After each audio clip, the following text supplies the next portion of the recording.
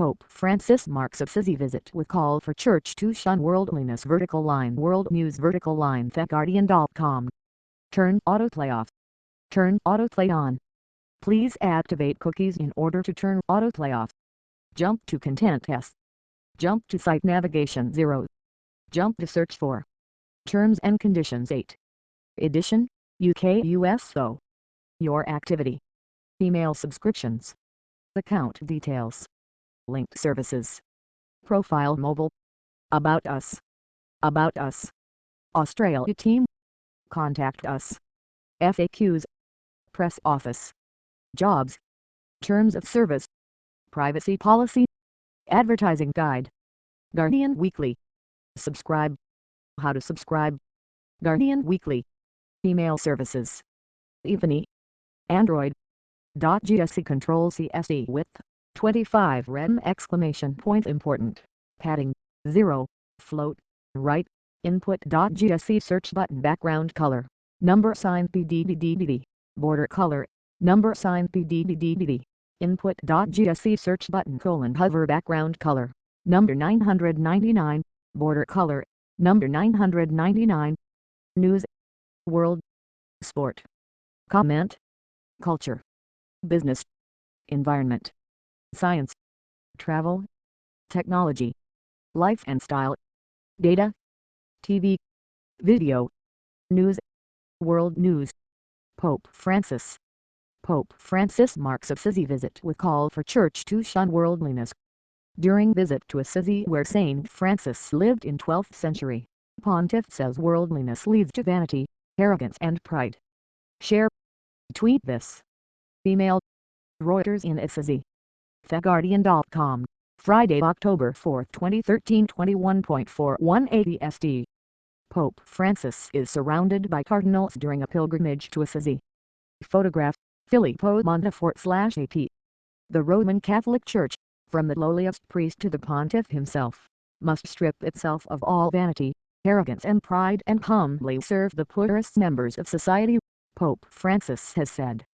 The Pope's appeal, made in the central Italian town of Assisi where his namesake Saint Francis lived in the 12th century, comes amid the drive by Francis to turn around a church plagued by financial and sexual abuse scandals. Saint Francis is revered by Catholics and many other Christians for his simple values, poverty and love of nature, qualities the Argentinian-born Francis has made a keynote of his papacy since his election in March. This is a good occasion to invite the church to strip itself of worldliness, he said in a room that marks the spot where Saint Francis stripped naked as a young man, renounced his wealthy family and set out to serve the poor. There is a danger that threatens everyone in the church, all of us. The danger of worldliness. It leads us to vanity, arrogance and pride, said Francis in the richly frescoed room of the residence of the Archbishop of Assisi. As he has often done, Francis spoke impromptu after putting aside prepared versions of 2 speeches, clearly moved by the sick and the poor people present in the room. Francis has brought a new style of openness, consultation and simplicity to the Vatican. A few days after his election he said he wanted to see a church that is poor and for the poor. He has shunned the spacious papal apartments for Spartan quarters in a Vatican guest house and has urged all members of the clergy, regardless of rank, to spurn comfort and get out among the poor and needy. Francis said all members of the church, including bishops, cardinals and the Pope himself, had to avoid the pitfalls of attaching importance to worldly things and to be more humble.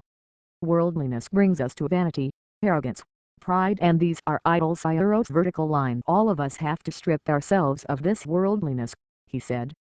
Francis, the first non-European pope in 1,300 years and the first from Latin America, has formed 3 committees to advise him on making the Vatican more transparent, particularly in its financial dealings. He has also said that Catholic convents and monasteries that are empty should be opened up to house migrants and refugees. Francis was visibly moved when he heard the stories of some of the poor people in the room.